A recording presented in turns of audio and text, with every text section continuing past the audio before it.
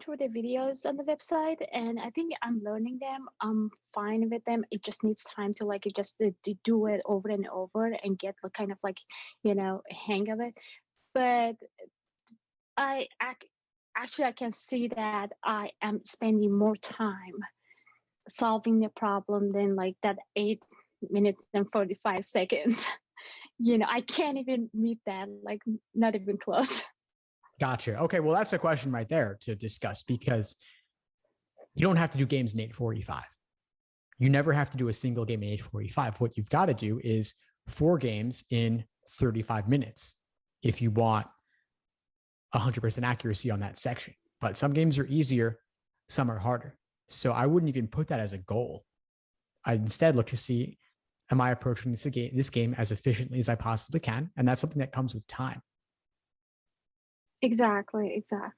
I think my biggest problem is in the beginning, before even like starting to study, I created a big monster out of LSAT.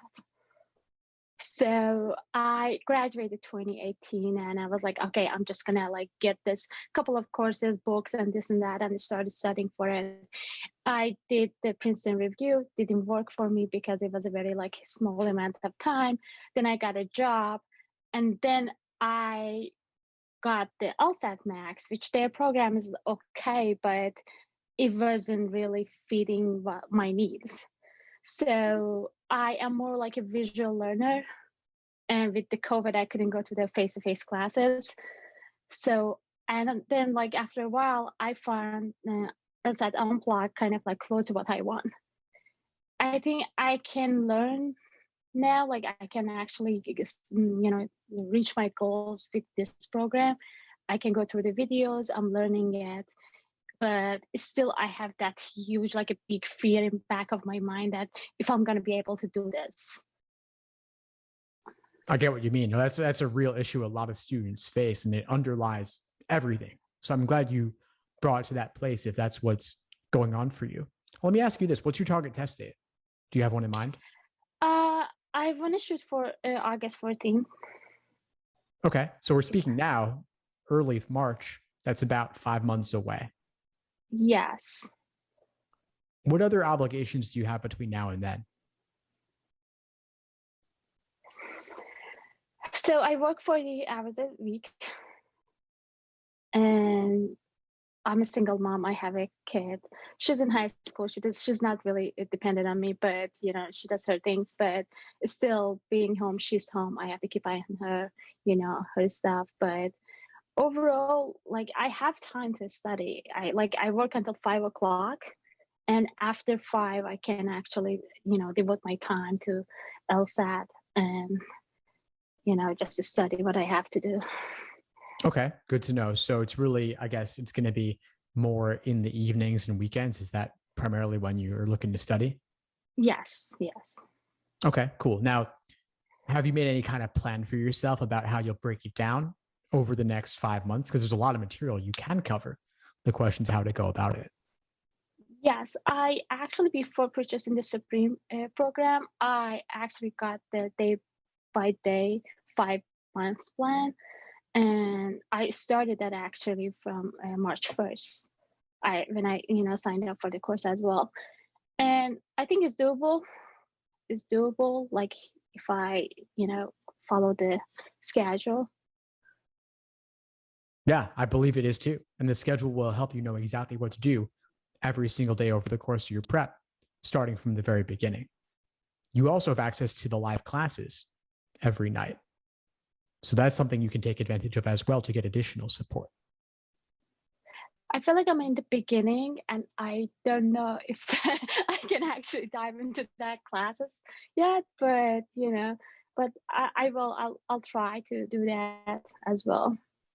Now, here's the funny thing. The reason I bring up the classes is not because even of the material that you'll cover. That's not why. It's not about the material. It's about getting access to that community of students going through the same process you are.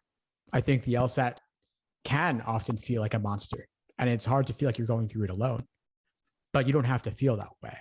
These students are in the same boat you are. Many of them are shooting for August also, and there are plenty who are shooting for earlier dates as well, like April and June. But the cool thing about that is they were where you are just a few months ago. So they get it, and you'll see how far they've come just in a few months. We have study groups every week where you can connect with them in breakout rooms in a smaller setting. So it's not even a class, but you could work with maybe a couple of other people who are in the same boat. And you connect with them over it.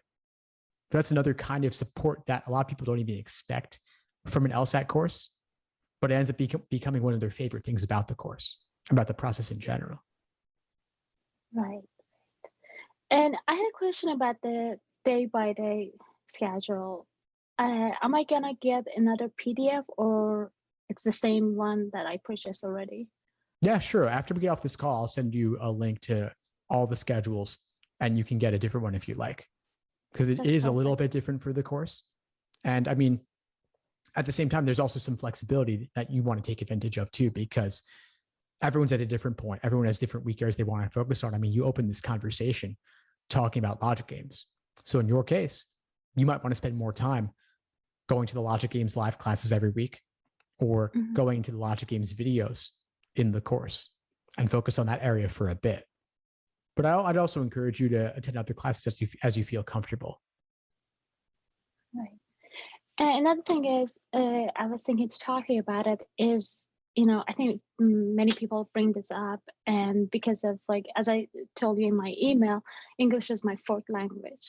So basically it just takes like plenty of time to read and go through the questions. And I know you talked about in your Instagram post, I saw you talked about some websites that I can read, like the passage reading. And do you think it's possible to improve in 5 months? Oh yeah, you can improve a tremendous amount in 5 months, no matter where you're at, no matter your background. And of course, by the way, 4 languages, super impressive. That's a lot. I don't know too many people who've got that going on. That's awesome. It's a big challenge though to not be a native English speaker. I mean, the LSAT's hard enough, even for native speakers. So for a non-native speaker, I can only imagine. So much respect. Now, there are some tools I mentioned for speed reading related, which can help, especially when you're doing the LSAT on a screen, when typically we're used to reading. Think about what people typically read on the internet. It's typically lighter. It's typically not the best quality. It's random stuff. And it's not a long article or a long passage or a long scholarly work. And the LSAT stuff is at that academic scholarly level. So I would suggest taking some of these LSAT passages or LSAT style material and putting it into one of those apps. And the apps are things like Spreeder.com and phrasereader.com. And I have a class in the course just talking about that primarily. It's one of the reading comp master classes. So I'll send you the link if you can't find it, let me know. And I demo it in the class to show you how you might go about it. And that's something to just work on the side and see if it helps you. Perfect. But watch the reading comp deep dives also, because I have a lot of non-native English speakers in the course. And so I do classes like that with a lot of non-native speakers in mind, around breaking down the passage as simply as possible. We might spend the whole hour doing just the passage text, not even the questions. And to break it down paragraph by paragraph, sentence by sentence, line by line, word by word. I might rewrite the entire thing in simpler language. And so I want to demo that for you and demo it with you in class to show you how you might do it on your own with any passage. That's great. Another question also, I'm just putting it out. Anything's fair. So about the personal statement, when is the good time to start writing it, or how should I approach it?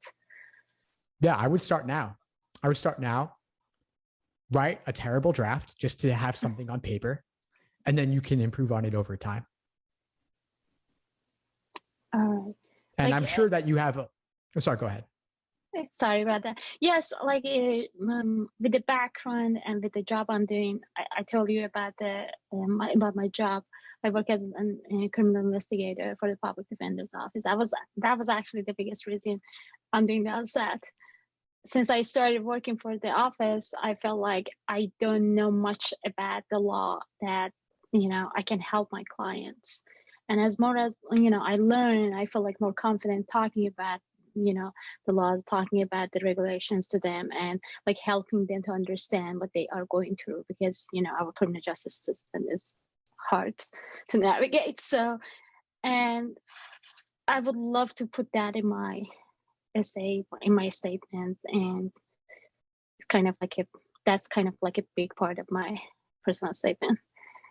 Amazing. I mean, you have several fantastic stories you can tell, and I want to make sure you tell as many of them as possible in your application. And that's a fantastic starting point for a personal statement. And then you mentioned 4 languages, non-native English speaker, single mother, daughter in high school. You also have the makings of a number of other fantastic essays as well. I could imagine diversity statement. I could imagine an optional essay or addenda of some kind. I want you to submit at least 3 different pieces of writing in your law school application, covering these different elements of your story. And we have admissions workshops in the course every single week, Wednesday nights. I would definitely encourage you to attend. And you could also watch the recordings of the previous ones. We've got at this point, we have a dozen different application essay workshops in the admissions section of the course. And so you can see workshops covering other people's drafts and how members of the community improve them and give feedback and suggestions to make the next draft even better. So you can see what goes into writing a fantastic personal statement or other essay. And wherever yours is at is a fine starting point. And just get this down on paper, get the information down so you have something to work with. Great. And I think, that's something that I wasn't even sure if I'm doing in the, right thing, starting that, because I'm just so overwhelmed with the, LSAT itself. So as I said, the monster. But yeah, that was another thing that I really wanted to talk to you about, which I'll watch those videos and hopefully I start it soon. And what advice you have for me? I'm literally in the beginning. Take it one day at a time. I mean, you've got 5+ months till the August LSAT. You can make anything happen, even just with a couple of hours at night, a couple hours on the weekend, maybe more if you can. But break it down. I mean, it's not the LSAT. There's this kind of logic games question. There's ordering logic games. Start with those. Just aim to master ordering logic games. I have a big list of logic games categorized by type. And so you could just say, I'm going to do a bunch of ordering logic games for the next couple of days and watch the related videos. And then, okay, I feel good about this. I'll go on to grouping games. I'll pick one kind of grouping game, like in-out selection, and focus on mastering conditionality, conditional statements, contrapositives, making chains. I have those categorized. I also have many videos on them. So break it down to individual pieces. I mean, that's what the day-by-day study plan's about. And over time, you'll get there, but you don't need to worry about the other stuff yet. Yeah, it's just, everything is kind of you kind of feel like you're alone. But I'm actually so excited about the course, and I feel like I have a lot of, resources I can reach out and study, and it feels good now. Awesome. No, I'm glad to have you in the course. Reach out anytime, please. I'd love to hear from you and help however I can, and attend the sessions too. I mean, like I said, the community is a big element of it, and I think that support could really help you. Thank you so much, Steve. Of course, Farnak, my pleasure. Have a good one. You too. Take care. Thanks for tuning into the show. Please subscribe if you haven't done so already to be notified of new episodes as I release them. And feel free to reach out if you need anything at all as you move forward with your prep. I'm happy to help however I can. In the meantime, I'll wish you all the best and take care.